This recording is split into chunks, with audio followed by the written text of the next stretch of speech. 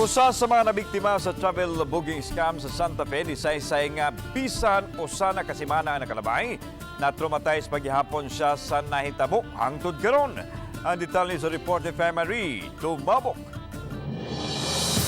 Labas pa sa panumduman nining 28 anyos nga si Lindon, di niya tinuod nga pangan. Ang kahasol og kalagot nga gibati. Naghinam-hinam unta siya uban sa tulo ka mga barkada sa stress-free og super relax nga bakasyon sa mga maanindot nga beach ug suruyanan sa Santa Fe sa isla sa Bantayan niadtong Abril 6.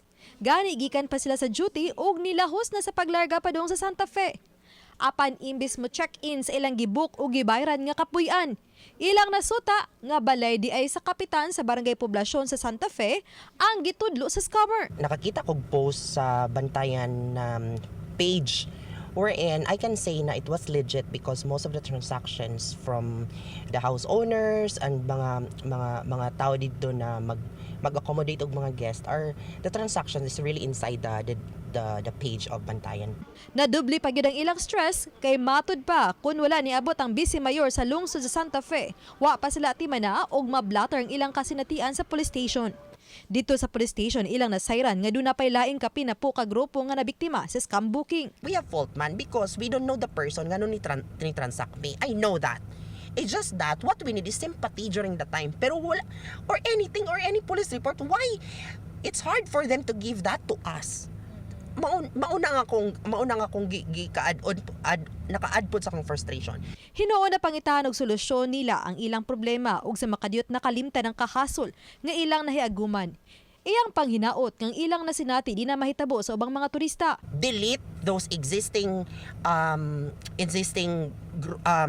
page sa Facebook and create a new page wherein, yes, managed by the tourism, the LGU of Santa Fe or the Bantayan, so that they can filter kung kinsa ra who are those legit na mga house owners and katong mga pension house dito or resort lang ang pwede mag-post dira approved by the LGU of Santa Fe. Samtang gisawayan sa GMA-RTV Balitang Bisdak pagkuha ang habig sa Department of Tourism kabahin sa issue. Apan ang tubag ni Secretary Cristina Garcia Frasco. The Santa Fe issue regarding the travel booking.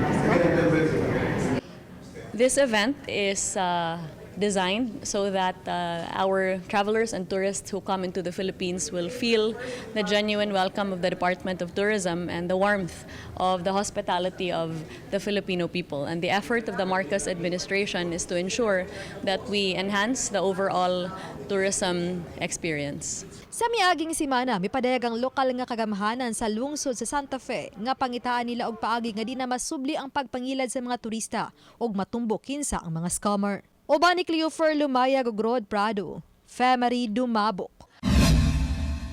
Balitang Bisdak.